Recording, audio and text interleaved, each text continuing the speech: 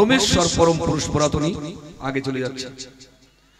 পুরাণেতে শুনি আমি বিশ্বের জনক তিনি, এক চক্র রথে আরোহণ, আমি গলদলে দিয়ে বসন, তৃতীয়ায় করি পদ্ম আসন, করজোড়ে করি বন্ধন দিয়ে যাব পুষ্প চন্দন, দিয়ে ওই রাঙা পদে কৃপা করো হে ধাতা, তুমি জীবের জন্মদাতা, যত তেজ তোমার আরাধে। আমি চতুর্থে করে সমাদর, বন্দে প্রভু দামোদর, দিনগত পতিত উদ্ধার। ওগো কি হবে মোর শেষের দিনে, করি একটি নিবেদন, শোনো ওহে ভব ভাবধন, কৃপা করো মধুসূদন পার করো দিন। পঞ্চমীতে উমাকান্ত, বন্দী হয়ে একান্ত, আমার মনে যেন না হয় ভ্রান্ত, শিব শিব বলেই যার কোটি তটে বাঘম্বর, অক্ষণি হও দিগম্বর, এই দাসী দিও বড় জন্মই কুলে। ষষ্ঠমে বন্দী জয় কালী, মুখে বলি কালী কালী, রক্ষা করে রক্ষা কালী মরে, ভক্তরি নাশিতে রঘুনাথ রাখিতে শীতে মর হলঙ্কাপুরে। বন্দনা করে সপ্তমে নারায়ণ পুরুষোত্তমে, কৃপা করমা লক্ষ্মী মাগো, তব কৃপার পাত্র হলে নিচু হই উচ্চ জাতি কুলে, দূরে কষ্ট যায় মা চলে সে হয় মহাসুখী। তবে আমি অতি অভাজন, না জানি ভজন ভোজন, কৃপা করে দেবেন আপনাদের 10 জনের শ্রীচরণ। আমার গুরু চান্দ্রাণী হয়ে কৈবৎসরে ভক্তি যদি সাক্ষী দেয়, অনাসে পার হবে ভব নদী। তারারানা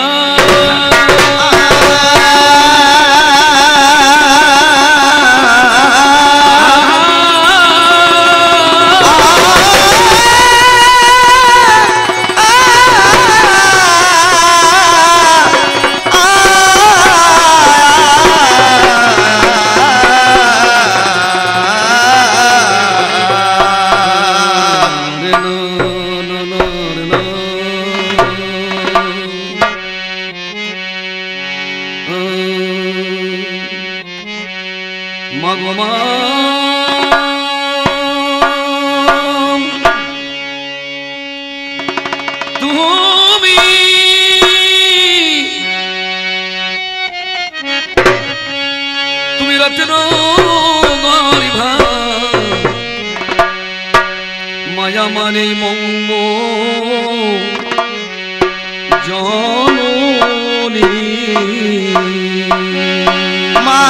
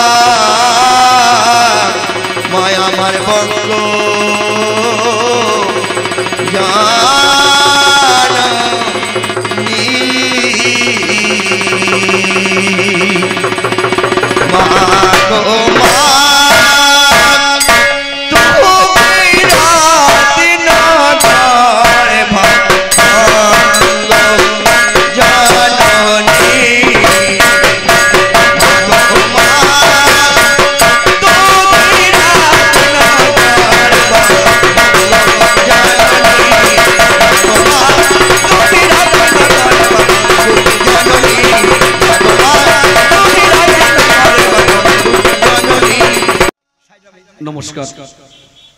সমাবেত সুধী ভক্তমণ্ডলী, যেনারা বর্তমান আমাদের কবিগানের আসরে রয়েছেন বা আসরের বাইরে থেকে আমাদের এই সুন্দর সাউন্ডের মাধ্যমে থেকে দূর থেকে যারা গান শুনছেন, আমি আমার কবিগানের আসরে দাঁড়িয়ে আপনাদের সকলকে জানাই আমার ভক্তিপূর্ণ প্রণাম। শুরু করেছি আমরা আমাদের বাংলার কবিগান। এই কবিগানের নিয়ম নীতি অনুযায়ী আসরে দাঁড়িয়ে একটু বন্দনা গীতি গাইতে হয় বাবা। আমি প্রথমে আমার এই বঙ্গ জননী বাংলা মাকে প্রণাম জানিয়ে আমি বলছি, মাগো তুমি রত্নগর্ভা। কেন রত্নগর্ভা? কেন দেখবেন ভারতবর্ষের যতগুলি রাজ্য রয়েছে অন্য কোন রাজ্যকে সোনা উপাধি দেওয়া হয়নি, একমাত্র আমাদের এই বাংলাকে কেবল বলা হয় সোনার বাংলা। এই বাংলার বুকে যত সাধু, যত সন্ন্যাসী, যত গায়ক, যত নায়ক, যত শিল্পী, যত সাহিত্যিক, এমনকি স্বয়ং ভগবান পর্যন্ত আবির্ভূত হয়েছে আমাদের এই বাংলার বুকে শ্রীধাম নবদ্বীপ নদী। যার জন্যই বঙ্গ জননী বাংলা মাকে প্রণাম জানিয়ে বলছি, মা তুমি রত্ন গর্ভা। কেন? মাগো তোমারই সবুজ কোলে, মাগো তোমারই সবুজ কোলে, মাগো তোমারই সবুজ কোলে কত অবুজ ছেলে ওমারে খেয়ে গেল তারা বিরতের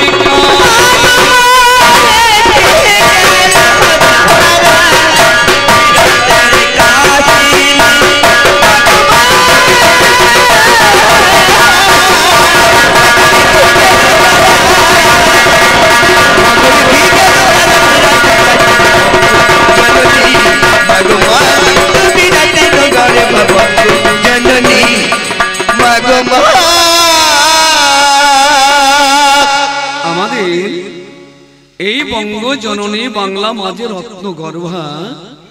এই প্রমাণটা কবে পেয়েছি জানেন? না, ইংরেজরা যখন আমাদের এই দেশে ব্যবসা করতে এসে রাজনীতির সঙ্গে জড়িয়ে পড়ে আমাদের এই দেশকে শোষণ এবং শাসন করতে শুরু করে।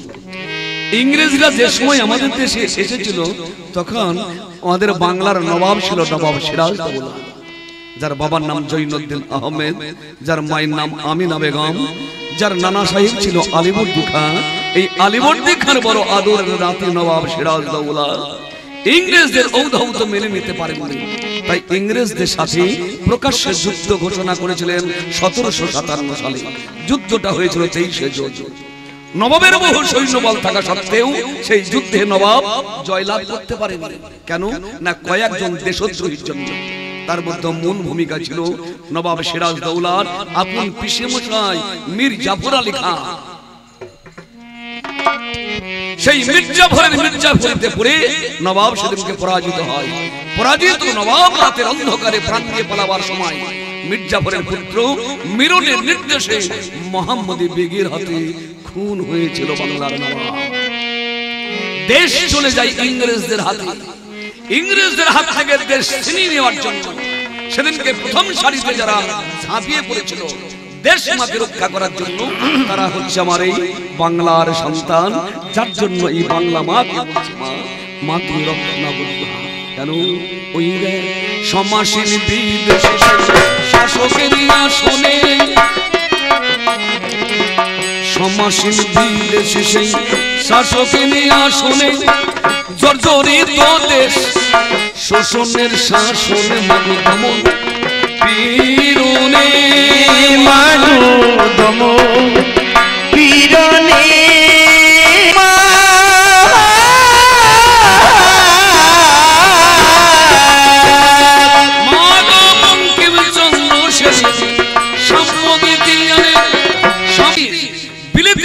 লোভনীয় জিনিস। স্বদেশী বিপ্লবীরা বিদেশি জিনিস বয়কট করার ডাক দিল বাংলার বুকে। কিন্তু এত প্রচার কি করে হবে? তখন এত নিউজ পেপার, এত টিভি, টেলিভিশন, এত মোবাইল, এত কিছু আবিষ্কার হয়নি। তখন আমাদের মতো কবিয়া, চারণ কবি মুকুন্দ দাস গান রচনা করেছিলেন, ফেলে দাও রেশমে চুড়ি বঙ্গনারী ওই হাতে পুরোনা। রজনীকান্ত সেন গাইলেন, মায়ের দেওয়া মোটা কাপড়ে মাথায় তুলে নিরে ভাই, দিন দুঃখিনী মায় আমাদের এর বেশি আর সাধ্য নাই। বিদ্রোহী কবি কাজী নজরুল ইসলাম বহু গান রচনা করেছিলেন। তিনি বিশ্বকবি রবি ঠাকুর তিনি গেয়েছিলেন সাম্যের গান। আমরা ভুলি নাই তাদের, তারা সকলেই বাংলার সন্তান। যার জন্য বলছি, মা মা তুমি রত্ন গর্ভা। কেন? ওই বিদ্রোহী নজরুল শেষ ভাঙার গান, বিদ্রোহী নজরুলের সেই ভাঙার গান, দুর্গম গিরি পারি উদাওয়া হবান সবার জায়গা এলো প্রাণ, সবার জায়গা ইলো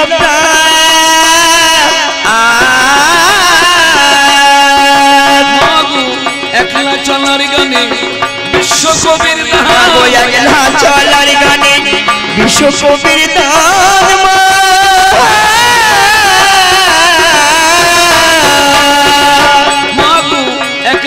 চলার গানে বিশ্বকবির দাদা মুছাইল মাঝে পরাধীনের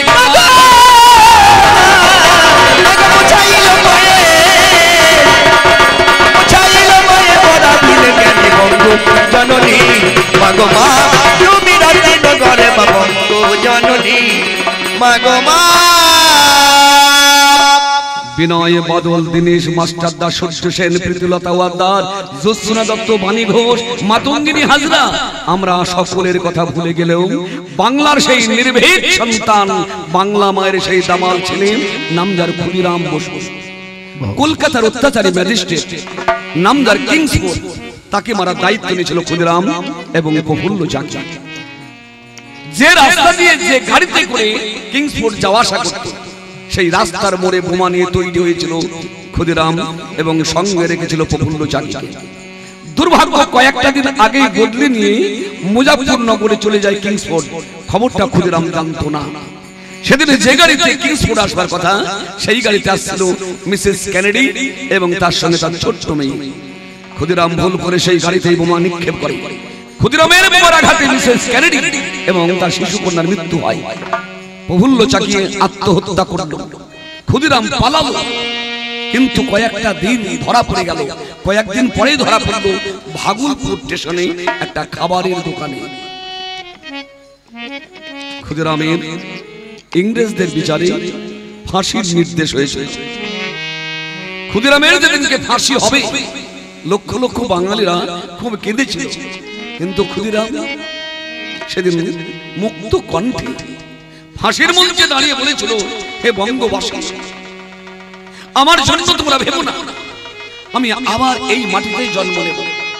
শুধু মনে রেখো, এই বাংলা শুধু হিন্দুর নয়, এই বাংলা শুধু মুসলমানের নয়, হিন্দু মুসলমানের মিলিত গুলবাগ এই বাংলা। তোমরা চেয়ে দেখো, বাংলা মায়ের ভাগ্যাকাশে দুর্যোগের ঘনঘটা, তার সবুজে পাল করে রক্তের আলপনা। তোমরা এখন হিন্দু মুসলিম এক হয়ে বাংলাকে রক্ষা করো। বলবো ফাঁসির মঞ্চে দাঁড়িয়ে যে সন্তান সাম্যের কথা বলতে পারে, সকলের কথা বলতে পারে, এমন সন্তান যে মাটিতে সৃষ্টি হয়, আমরা সেই মাটি মাকে রত্ন গর্ভা বলবো না বলবো? তাই তুমি রত্ন গর্ভা, তাই তুমি রত্ন গর্ভা, তাই তুমি রত্ন গর্ভা বলবো। জানো 1908 সালে সেই ক্ষুদিরামের ফাঁসি,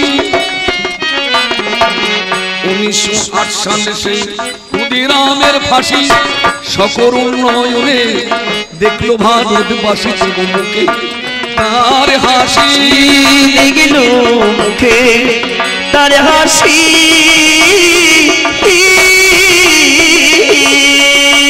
বলে আবার যেন মাগো তোমার কোলে আসি, আবার যেন মাগো তোমার কোলে আসি।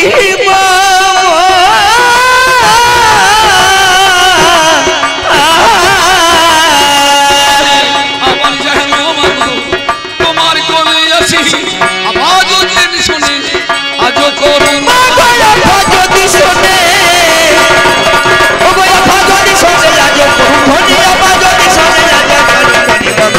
জননী মাগমা তুমি রাতে নগরে বঙ্গু জননী মাগমা। কোন দেশে তরুলতা, সকল দেশের চাইতে শ্যামল, কোন দেশেতে চলতে গেলে দোলেতে হয় রে দোরবা কমল। কোথায় ফলে সোনার ফসল, সোনার কমল ফোটে রে, সেই আমাদের বাংলাদেশে, আমাদের বাংলারে। কোথায় ডাকে দোয়েল শ্যামা, হিঙ্গে গাছে গাছে নাচে, কোথায় জলে মরাল চলে, মরাল তার পাছে পাছে। বাবু এই কথা বাসা বলে চাচকে বাড়ি যায়,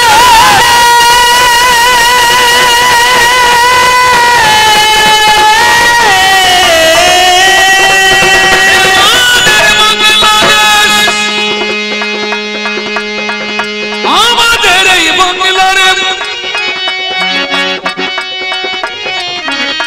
কোন ভাষা মরমে পশি আকুলে করে তোলে প্রাণ কোথায় গেলে শুনতে পাবো বাউল সুরে মধুর গান চণ্ডীদাসা রাম প্রসাদের কণ্ঠ কথা বাজিনি সে যে আমাদের এই বাংলাদেশে আমাদের বাংলাদেশ কোন দেশের গৌরবের কথাই বেড়ে ওঠে মোদের বুক কোন দেশের দুর্দশার কথা সবার অধিক বাইরে মোদের পিতামহের চরণে ধুলি কোথায় রে সে যে আমাদের এই বাংলাদেশে আমাদের এই বাংলাদেশ সবই বাংলা মায়ের অবদান বাংলা মায়ের অবদান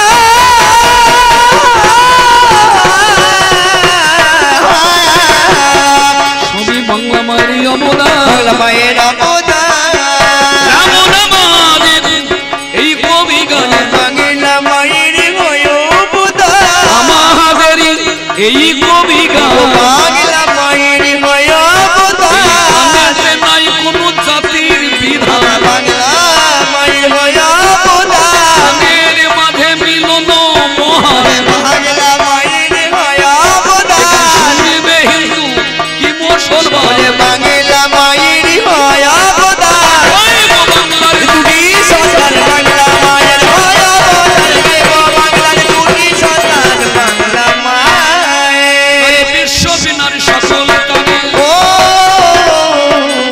দিদি নানা তোমার মধুর নাম মানে দিদি না দিদি নানা দিদি না তোমার উচ্চ তোমার আসন খানে দিদি দিদি না সকল জীবের মাঝে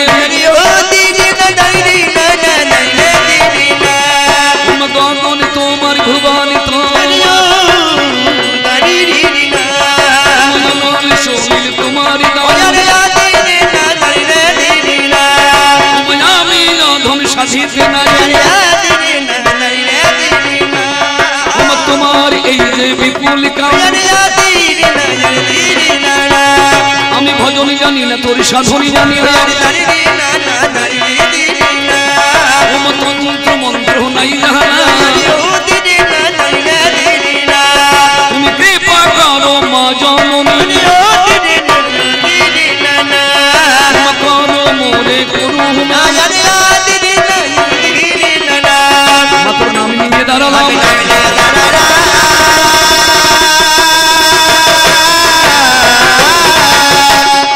মাতর নাম নিয়ে দাঁড়ালাম আমার মানে অপমানে তোমায় দিলাম সবই তোমায় দিলাম ভালো হয় তাই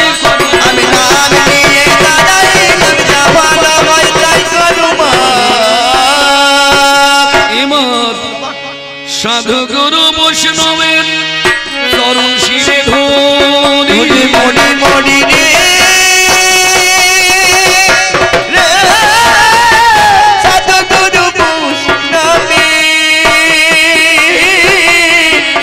চরণ শিরে ধরি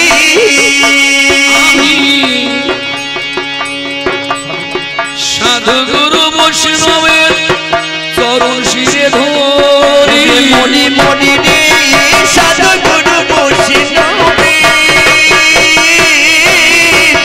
চরণ শিরে ধরি আমার গুরু পদ হৃদে ধরি আমি ভাষায় কাব্য তোরি আমি গুরু পদ আমি হৃদে ধরি আমি ভাষায় কাব্য ধরি আমার গুরু পদ আমি হৃদে ধরি ভাষায় কাব্য তোরি গুরু পদ আমি হৃদে ধরি ভাষায় কাব্য ধরি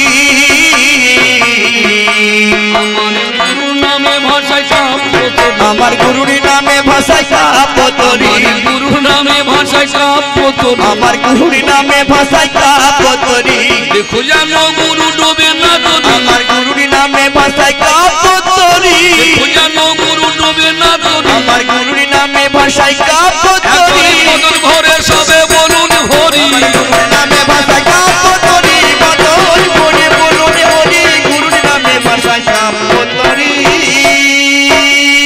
নমস্কার নমস্কার নমস্কার সমাবেত সুধী ভক্তমণ্ডলী কবিগানের নিয়ম অনুযায়ী একটু বন্দনা স্তুতি গাইতে হয় আমার যতটুকু জ্ঞান বুদ্ধি বিবেক ক্ষুদ্রতম জ্ঞান বুদ্ধি বিবেকের দ্বারাই সর্বপ্রথম আমার মাতা পিতার চরণে আমার প্রণতি মিনতি জানিয়ে দেবগণের চরণ স্মরণ করে আপনাদের 10 জনের চরণ ধুলি আমার মাথায় নিয়ে আমি শুরু করছি কবিগান। আপনারা জানেন কবিগান বিশাল গান। এই গান গাইতে গেলে যতটুকু শিক্ষাগত যোগ্যতা মানসিকতা সাহসিকতা দরকার হয় আমার মধ্যে তার ছিটে ফোটাও নেই। তাহলে আপনারা বলবেন কি করতে এসেছো? তা যদি বলেন আপনারাই তো বলেন 10 যেখানে ভগবান সেখানে আপনারা 10 জন ভগবান স্বরূপ। আপনাদের 10 জনের চরণ ধুলি আমার মাথায় দেবেন, আমার জোরে নয় গো, আপনাদের ওই ধুলির জোরে 2-4 কথা বলবার চেষ্টা করব। সেই বলা বলার মাঝখানে হয়তো আমার ভাষায় ভুল হবে, সুরে ভুল হবে, ছন্দে ভুল হবে, শাস্ত্রে ভুল হতে পারে। নিজের সন্তান মনে করে, বন্ধু মনে করে, ভাই মনে করে ক্ষমা করবেন। অধম তুফানের আপনাদের চরণ প্রান্তে আমার সর্বপ্রথম এইটুকুই নিবেদন। এবার আপনাদের কবিগান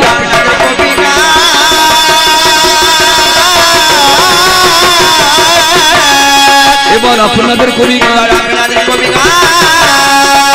এই যে মোদের কবি গানে আপনারা কেন মানে জানেন না সবাই এক দলে কবি গানের হয় না লড়াই, এক দলে কবি গানে কোনোদিন হয় না, সবে জেনে মালিক পক্ষ 2 দলকে দেয় পাই না, কিন্তু 2 দলে হলে হয় না এই কবি গান। মাঝখানে বিষয় একটা করতে হয় দান।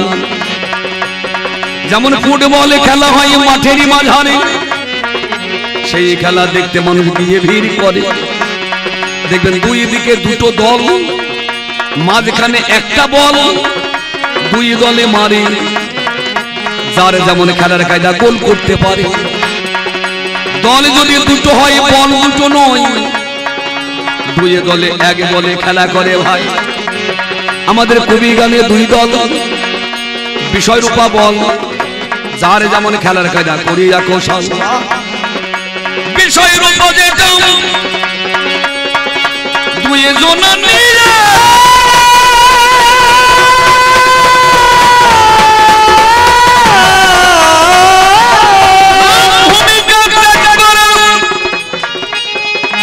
আপন অভিনয় কবি গানের অনেক পালা, দরকার হবে না আজকে বলা। পালা করে আসেন দান, একদিকে অর্জুন একদিকে হনুমান। বাবা কৃষ্ণ ভক্ত অর্জুন, রাম ভক্ত হনুমান। অর্জুনের ভূমিকা তুলে দিলেন নাম যার তুফান, রাম ভক্ত হনুমান।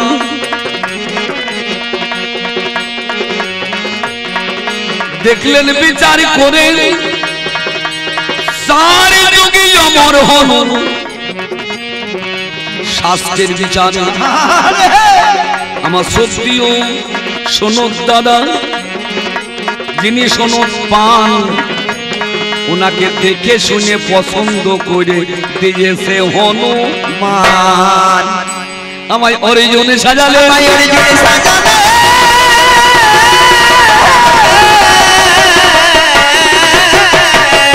আমাকে অর্জুনে সাজালে, আমার প্রতিপক্ষকে হনুমান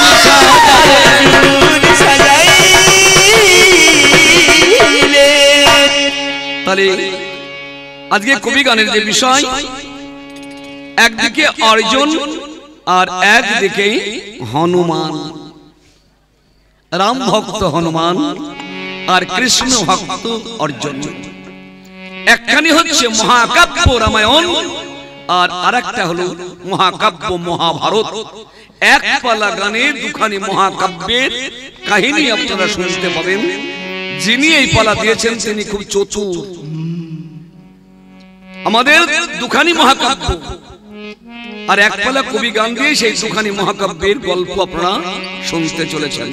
কিন্তু হনুমানের সঙ্গে অর্জুনের দেখাশোনা সংঘাত বলুন কোথা মোদের দেখাশোনা কোথায় আলোচনা ওরে মনি মনি রে কোথায় মোদের দেখাশোনা কোথায় আলোচনা এবারে কোথায় মোদের দেখাশোনা আর কোথা আলোচনা মনি মনি রে কোথায় মোদের দেখাশোনা কোথায় আলোচনা আমি সেই দিকে এগিয়ে যাব শুনুন জ্ঞানী জোনা আমরা সেই দিকে এগিয়ে যাব শুনুন জ্ঞানী জোনা নামে যারে কুরুক্ষেত্র ধর্মক্ষেত্র বলে মনি মনি রে নাম যার কুরুক্ষেত্র ধর্মক্ষেত্র বলে হায় রে নামে যাহার কুরুক্ষেত্র আর ধর্মক্ষেত্র বলে মনি মনি রে যার কুরুক্ষেত্র ধর্মক্ষেত্র বলে ওরে যে মাঠে হয়েছে যুদ্ধ জানি দাপর কালে যে মাঠে হয়েছে যুদ্ধ জানে তাপমানে সেই কুরুক্ষেত্রে ধর্মক্ষেত্রে কৌরব এবং পাণ্ডবদের যে যুদ্ধ হয়েছিল রাজ্যধন নিয়ে, একদিকে কৌরবদের দল আর একদিকে পাণ্ডবদের দল। পঞ্চ পাণ্ডব নামে যাদেরকে আমরা চিনি, সেই পাণ্ডুর 5টা ছেলে, তাদের পিতৃ সম্পদ জোর করে কেড়ে নিয়েছে দুর্যোধন, মানে জ্যাঠামশাই ছেলেরা। 25টা বছর রাজ্য হারা করে, অনেক শাস্তি দিয়ে, অনেক দুঃখ কষ্ট দিয়ে যুধিষ্ঠির রাজ্য চাইতে গেলে দুর্যোধন রাজ্য দেয়নি। সে যুদ্ধ চেয়েছিল, দুর্যোধন যুদ্ধ চেয়েছিল, কিন্তু যুধিষ্ঠির চেয়েছিল শান্তি আর দুর্যোধন চেয়েছিল যুদ্ধ। শেষমেশ দুর্যোধনের কথাটাই দাঁড়ালো। 18 দিন যুদ্ধ হবে কুরুক্ষেত্রের মাঠে। পৃথিবীর সমস্ত রাজারা কেউ না কেউ কোন একটা দলের পক্ষ নিয়েছে, কেউ দুর্যোধনের পক্ষ, কেউ পাণ্ডবদের পক্ষ। নিতে নিতে মোট 18 অক্ষৌহিণী সেনার মধ্যে দুর্যোধনের পক্ষে 11 অক্ষৌহিণী আর পাণ্ডবদের পক্ষে 7 অক্ষৌহিণী ভাগ হলো। কিন্তু এতগুলি নক্ষত্র একদিকে গেলেও একটা চাঁদ পেয়েছি আমরা। লক্ষ লক্ষ কোটি কোটি নক্ষত্র একদিকে গেলেও পাণ্ডবরা একটা পূর্ণ চন্দ্র পেয়েছে, সেটা হলো কৃষ্ণচন্দ্র। বলি সবার প্রতি মরি মরি রে সেটা হলো কৃষ্ণচন্দ্র, বলি সবার প্রতি স্বয়ং কৃষ্ণ অর্জুনের রথের রথী, স্বয়ং কৃষ্ণ অর্জুনের রথের সারথি। ভগবান শ্রীকৃষ্ণ অর্জুনের রথের সারথী। সেই শ্রীকৃষ্ণ অর্জুনকে বলেছিলেন, অর্জুন তুমি এক কাজ করো, একজন বৈষ্ণব আনো, একজন বৈষ্ণব নিয়ে এই রথের ধ্বজায় আসন করিয়ে দাও। অর্জুন বলেছিল, এমন বৈষ্ণব পৃথিবীতে কে? বলল, আছে, নামি যার হনুমান পবন নন্দন, নামি যার হনুমান পবন নন্দন, তার মতো বৈষ্ণব নাই ত্রিভুবন। অর্জুন বলে, দয়াল কোনখানে থাকে একটু দয়া করে বুঝাইয়া বলো তো আমাকে, আমি সেইখানে যাব, আমি সেইখানে গিয়ে তার নিমন্ত্রণ করি। কৃষ্ণ কহিল, শোনো গুণের ভাই, কদলি বনে থাকে পবন তনাই, ভালো ভাবিয়া তুমি ভাব বয়ন করে, হনুমান থাকে সেই রামের সেতুর তীরে।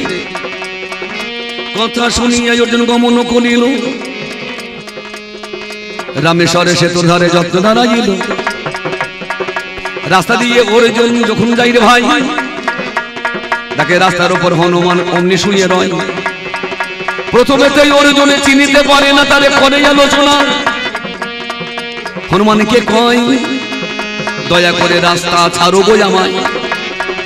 হনুমানে বয়স আমার হয়েছি তুমি,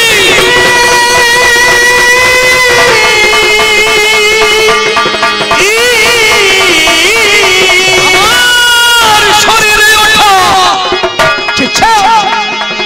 বড়ই কঠিন। এই দেখো আমি উঠতে পারছি না, তাকিয়ে দেখো, একবার লক্ষ্য করো অর্জুন, হে পথিক লক্ষ্য করো, আমার গায়ের চামড়া জড় জড়, দন্ত করে নরো বড়। মনি মনি রে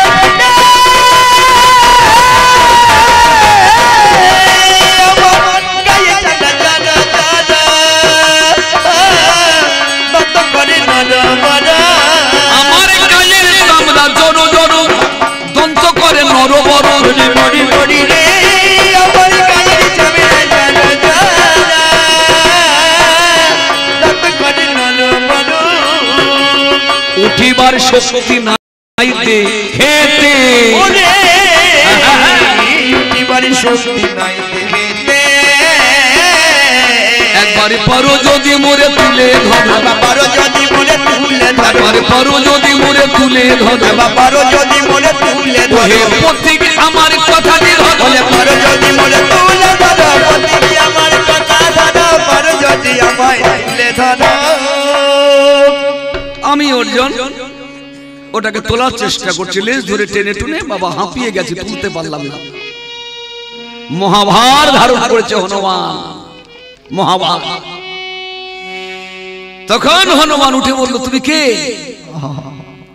আমি বললাম, আমি তৃতীয় ফাল্গুনী, আমার নাম অর্জুন, আমি পাণ্ডুপুত্র নামে খ্যাত। কোথায় যাচ্ছ? বলো হনুমানকে নিমন্ত্রণ করতে। বলো কেন? বলো কুরুক্ষেত্রের যুদ্ধ হবে, ভগবান শ্রীকৃষ্ণ পাঠিয়েছে হনুমানকে নিমন্ত্রণ করে নিয়ে যেতে। হনুমান বলছে, ভাই আমি সেই হনুমান,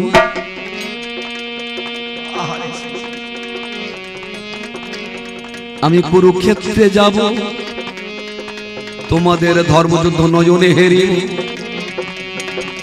নিমন্ত্রণে মেনে হলো গমন করিল, অর্জুনের রথের ধ্বজায় যতনে বসিল। রথের ধ্বজায় গিয়ে হনুমান আসন গ্রহণ করল। যুদ্ধ যখন শুরু হয়েছে, হনুমান রথের ধ্বজায় এমন করে বসে হুঙ্কার দিচ্ছে, কৌরবের সৈন্য সব দূরে সরে যাচ্ছে। কিন্তু 18 দিনের যুদ্ধের মধ্যে 17 দিন হলো, মাত্র একদিন বাকি। দেখি রথের ধ্বজায় আমার হনুমান নাই রে,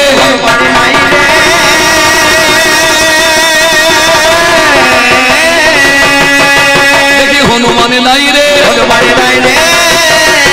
আমি চেয়ে দেখি আমার রথের ধ্বজায় হনুমান নাই। গেল কোথায় হনুমান? দাদা গেল কোথায়? দাদা গেল কোথায়? দাদা গেল কোথায়? দেখি দাদা লাফাতে লাফাতে চলে যাচ্ছে।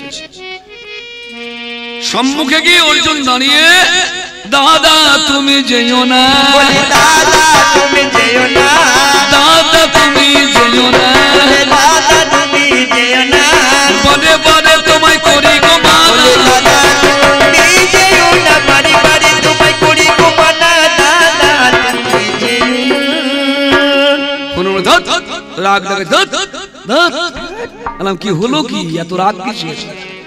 বলো তোমাদের এই যুদ্ধটা আমার ভালো লাগছে না, অতএব এই যুদ্ধ আমি দেখবো না, আমার ইচ্ছা নয়, আমার ভালো লাগছে না। হ্যালো, আরে বল কি করিবে অর্জুন? জোরে হাতে কয়, কি হলো দাদা একটু বলো আমায়। বলে যুদ্ধ ভালো লাগছে না, থাকবে না।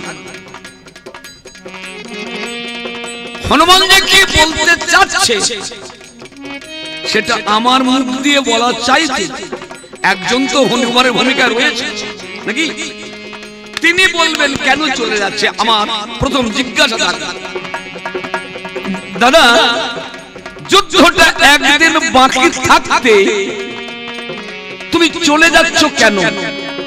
কোন কারণে? তুমি তো কথা দিয়েছিলে থাকলে না কেন? এটা আমার প্রথম জানবার অভিপ্রায়। দ্বিতীয় জিজ্ঞাসা, এই বিশ্ব ব্রহ্মাণ্ডে আমার মনে হয় যেন যদিও তুমি দাস্যভক্ত, কিন্তু তোমার গুণের সীমা পরিসীমা নাই। দাস্যভক্ত হয়েও এত ত্যাগ, এত নিষ্ঠা, এত ভক্তি, এত ভালোবাসা, তাতে তুমি পশুকুলে জন্ম নিয়ে এগুলি প্রমাণ করিয়েছো, যার জন্য তোমাকে একটা ভক্তিপূর্ণ প্রণাম করি। কিছু জিজ্ঞাসা করিব, জিজ্ঞাসা করিব,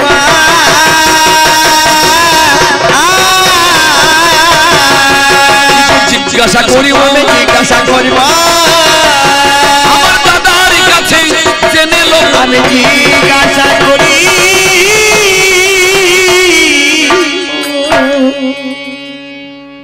আমরা জানি আমাদের যে 33 কোটি দেব দেবী আছে, প্রত্যেকটা দেবতার হাতে অজেয় একটা করে অস্ত্র আছে।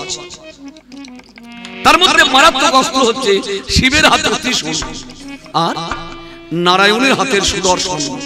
এগুলি ব্যর্থ হবে না।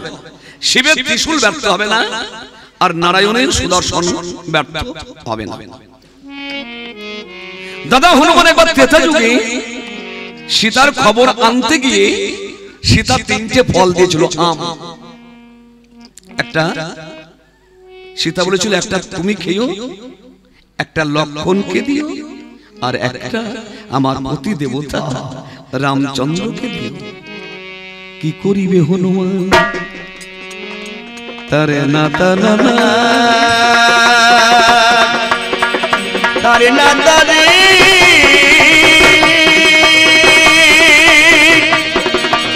দাঁড়ি রে রে রে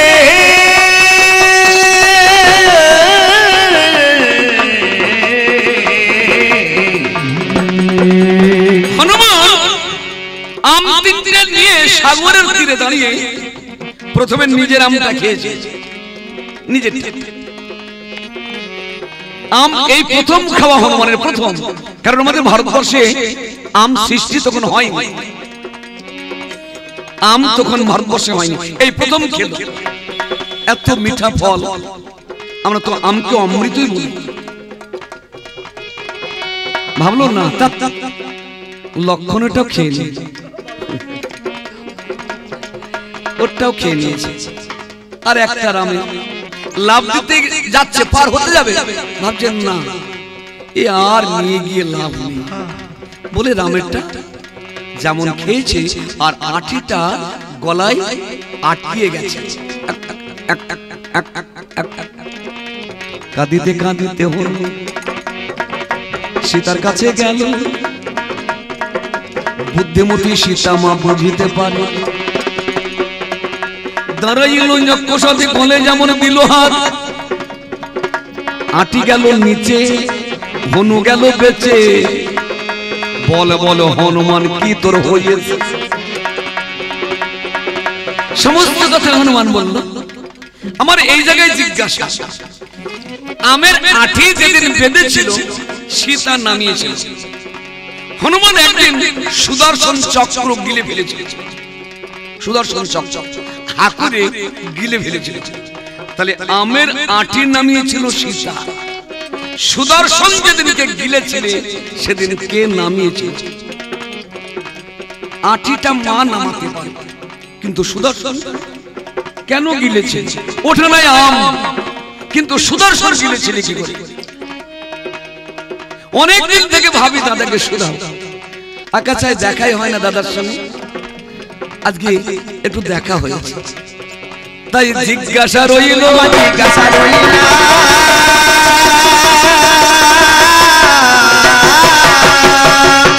আমার জিজ্ঞাসা রইল, জিজ্ঞাসা রইল।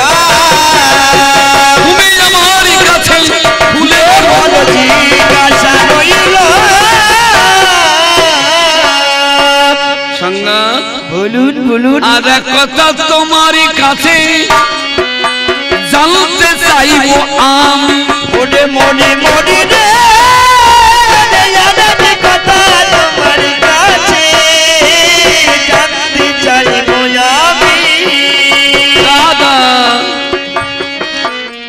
কথা তোমারই কাছে জানতে চাইবো আমি মনে মনে রে আর কথা তোমার কাছে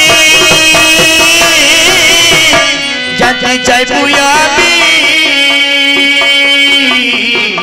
ভালো করে বুঝায়ে বলো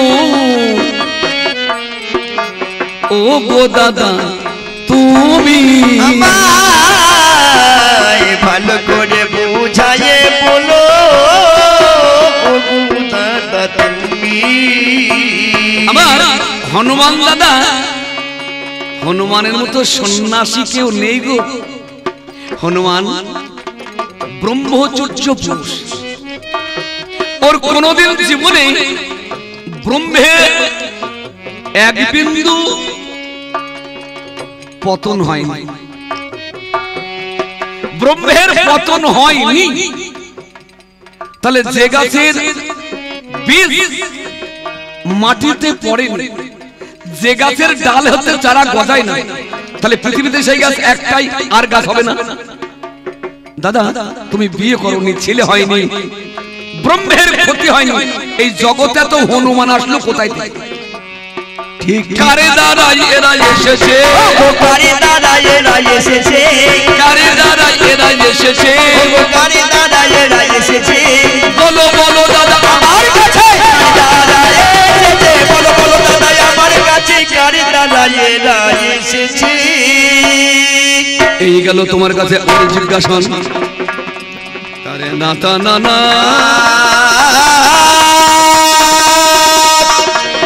তারে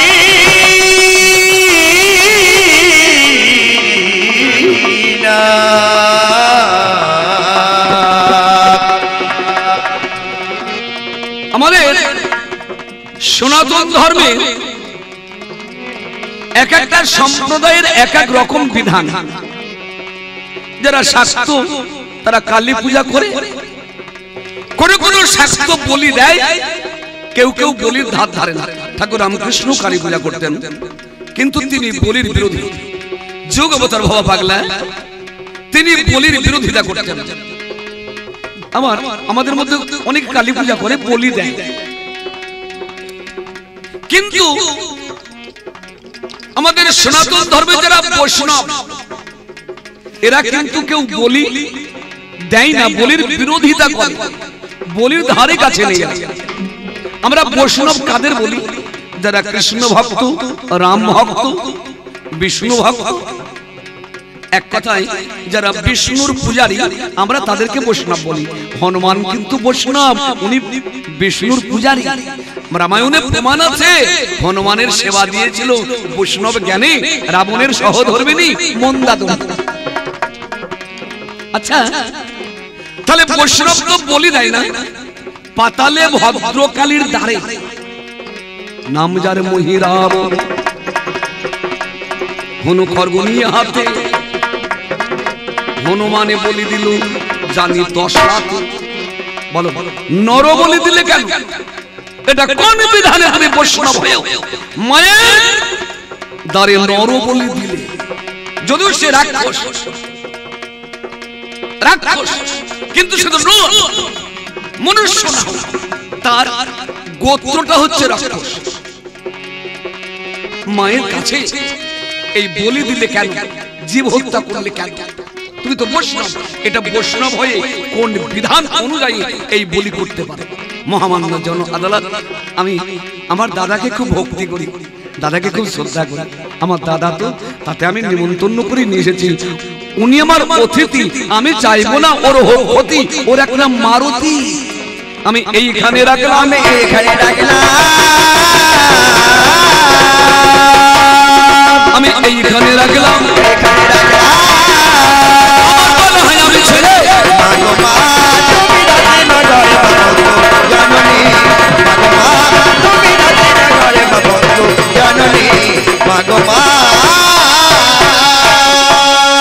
আমার পাল্লায় আমি এবে দিলাম ছাড়ি আমার পাল্লায় আমি এবে দিলাম ছাড়ি যতই আছেন আমার ওগো শ্রোতা বদন ভরে একবার বলুন হরি হরি বদনে ভরে একবার বলুন হরি হরি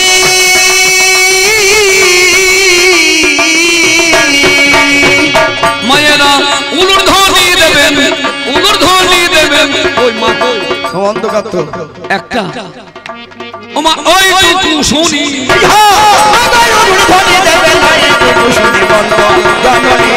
ভগবান তুমি ঘরে বন্ধু জননী আমার শরী বয়ঙ্গী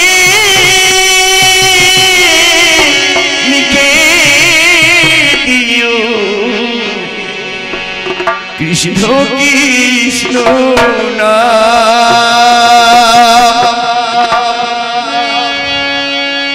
কৃষ্ণ বিনা মোহর জীবনে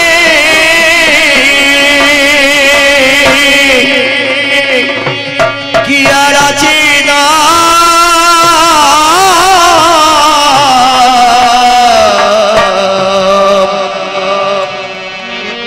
কৃষ্ণ কৃষ্ণ নাম আমার শরী বয়ঙ্গী লিখে দিও কৃষ্ণ কৃষ্ণ নাম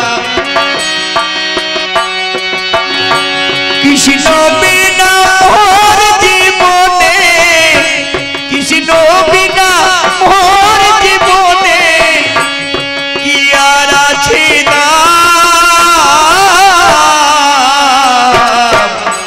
কৃষ্ণ কৃষ্ণ নাম আমার শরী বয়ঙ্গী লিখে দিও কৃষ্ণ কৃষ্ণ নাম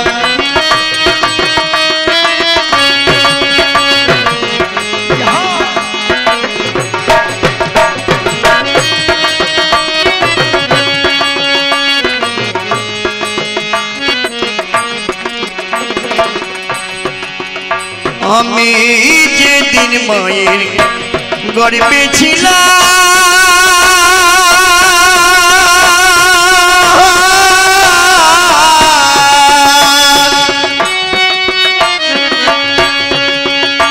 আমি যেদিন মায়ের গর্ভে ছিলাম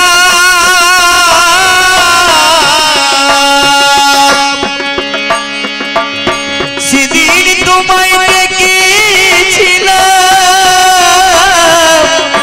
যেদিন মায়ের গর্ভে ছিলাম সেদিন তোমায় ডেকেছিলাম সেদিন করে না বলে আমি মধু মাখাই হরি না কৃষ্ণ বিনা মোর জীবনে কৃষ্ণ বিনা মোর জীবনে কি আর আছে না কৃষ্ণ কৃষ্ণ নাম আমার শরী বয়ঙ্গী লিখে দিও কৃষ্ণ কৃষ্ণ নাম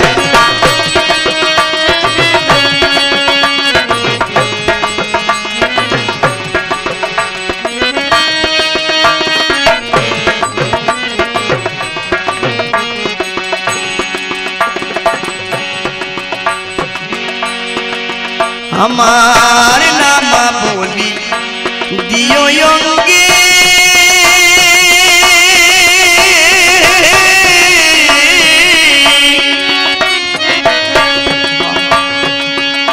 নাম বলি দিও অঙ্গে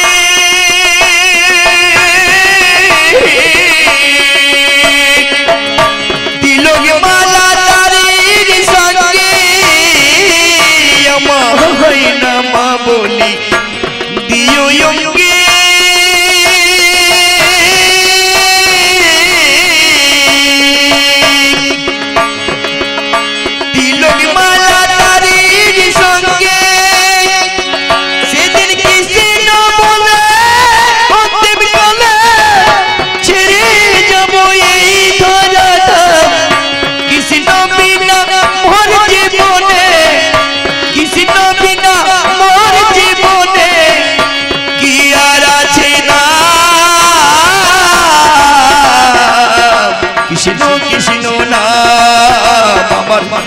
সর্বঙ্গে লিখে দিও কৃষ্ণ কৃষ্ণ নাম কৃষ্ণ বিনা মোর জীবনে কৃষ্ণ বিনা মোর জীবনে কি আর আছে